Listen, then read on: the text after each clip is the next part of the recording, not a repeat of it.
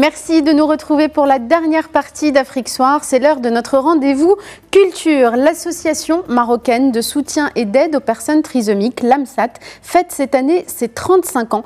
Et c'est l'occasion pour cette association de présenter les œuvres et les peintures réalisées par des adolescents et des enfants atteints de trisomie 21. Cette exposition s'intitule Retour en Afrique. Elle célèbre le retour du Maroc dans sa grande famille africaine et elle se tient jusqu'en septembre à la Fondation du Crédit Agricole du Maroc. Et pour nous en parler, ce soir, nous recevons le directeur de l'AMSAT, Monsieur Mostafa Zahir. Merci beaucoup de nous avoir rejoints. Merci beaucoup pour votre invitation. Alors, on va parler dans un instant des œuvres exposées, du travail artistique des enfants de l'association, mais tout d'abord une question sur l'histoire de l'AMSAT. Depuis quand est-elle créée et quelles sont ses principales réalisations?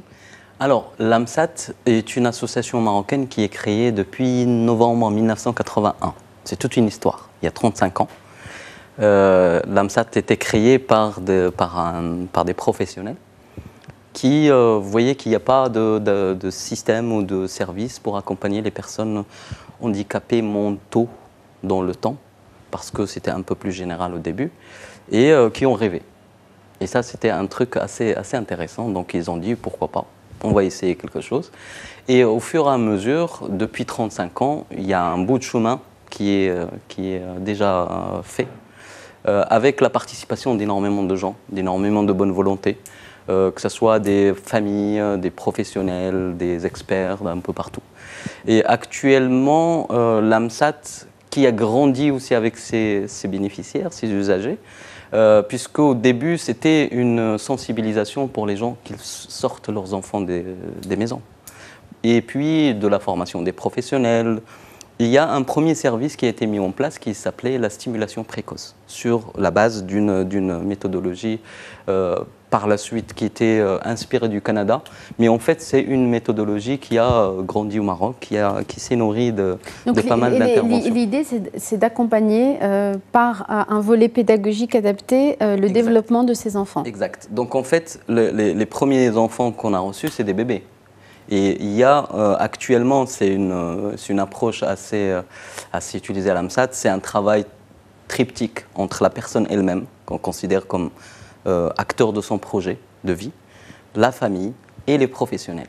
Et c'est ce triptyque-là qui permet vraiment une discussion et un accompagnement vers l'âge adulte. Alors, il y a des réalisations importantes de l'AMSAT. Il y a notamment la création de 2 écoles intégrées dans des écoles publiques à Rabat. Est-ce que vous pouvez nous en dire un mot? Et c'est quoi des écoles, des classes intégrées? La deuxième étape, comme je vous ai dit, l'AMSAT a grandi avec ses usagers, c'est que ces bébés à l'âge scolaire, les parents disent « mais qu'est-ce qu'on va faire ?» Donc l'AMSAT a travaillé sur les premières 2 classes d'intégration scolaire.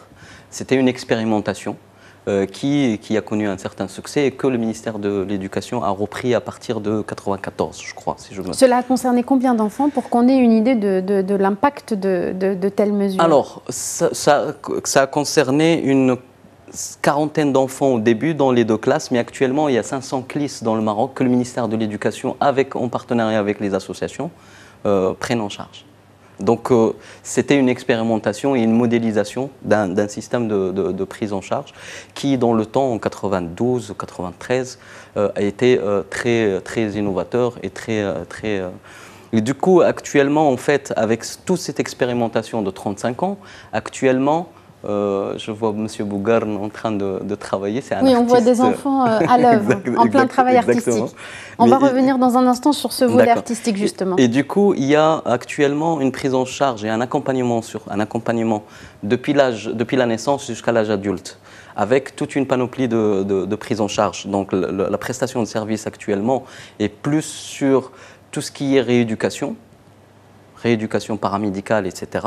Il y a un accompagnement, accueil, orientation vers les services de santé, pour la prise en charge santé, sur les problématiques liées à la trisomie. Mais par la suite, il y a aussi un accompagnement à la scolarisation. Et à la formation professionnelle aussi. À l'épanouissement, à l'accès aux loisirs et à l'autonomie. L'autonomisation des personnes, il y a une phase pré-professionnelle. L'AMSAT, au début, quand il a pensé à l'âge de 16 ans, les parents ont encore exigé une réponse. Et du coup, avec des expérimentations, on s'est rendu compte aussi qu'il faut travailler sur l'autonomie des personnes. Il y a tout un ensemble d'ateliers qui travaillent sur cette...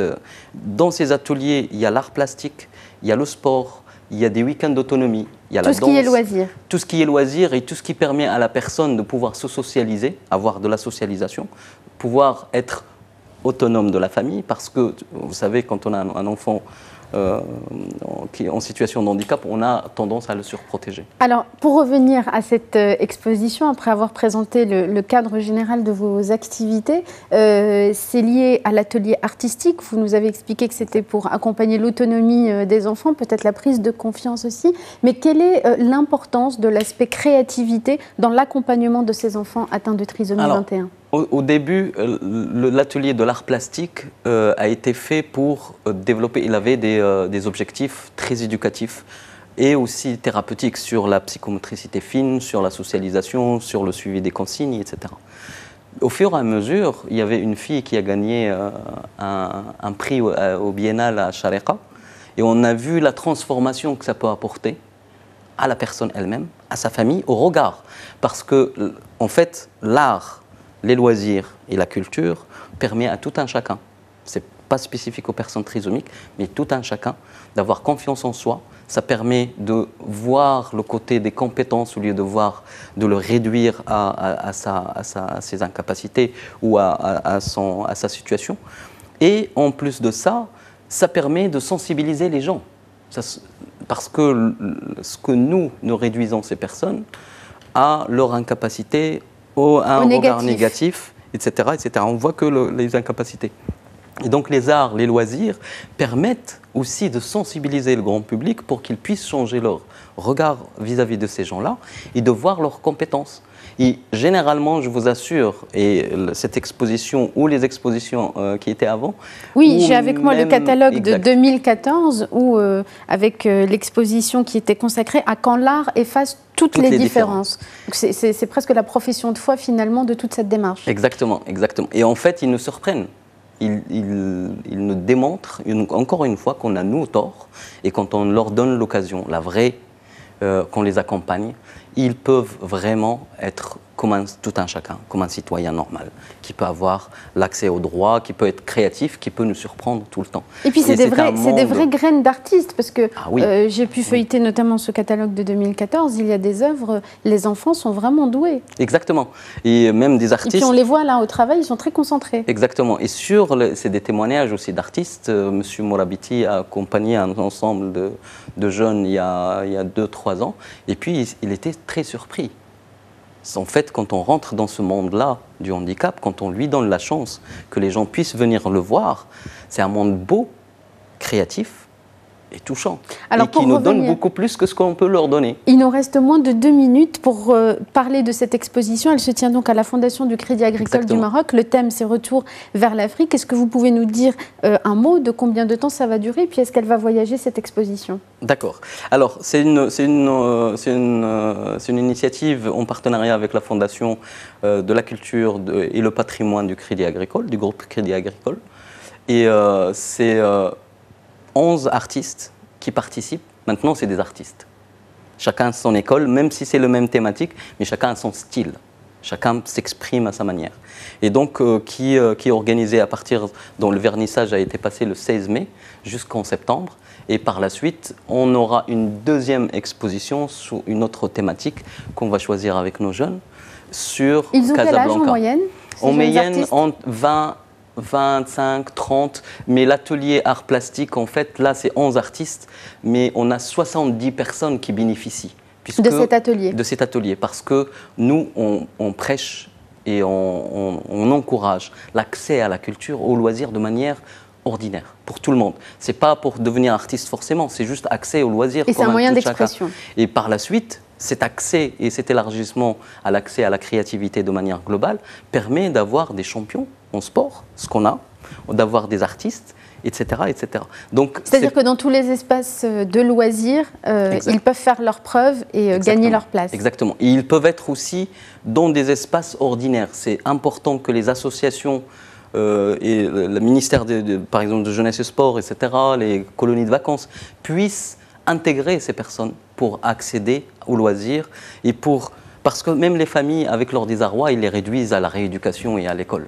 C'est pas que ça. Donc ça ouvre l'horizon. Il faut l'ouvrir à tout le monde. Une dernière information d'ordre pratique, très rapidement, pour les gens qui voudraient en savoir plus sur l'AMSAT et sur cette exposition. Il y a une page Facebook, il y a un site internet? Oui, alors il y a un site internet, c'est www.amsat.ma. Il y a une page Facebook qui s'appelle AMSAT, ex-AMSAM, avec un H, où on a nos activités, où on présente aussi tout ce qu'on fait de manière assez régulière. Merci infiniment, Mostafa Zahir. Vous êtes le directeur donc, de cette association marocaine de soutien et d'aide aux personnes trisomiques. Merci beaucoup de nous avoir présenté cette exposition de vos enfants artistes. Merci. Merci beaucoup à vous. Merci à vous tous et à vous toutes de nous avoir suivis. C'est la fin d'Afrique Soir. Restez sur Médien TV, la suite des programmes dans un instant. Et quant à nous, on vous donne rendez-vous avec toute l'équipe demain à 19 h pour un nouvel Afrique Soir. Très bonne soirée à tous.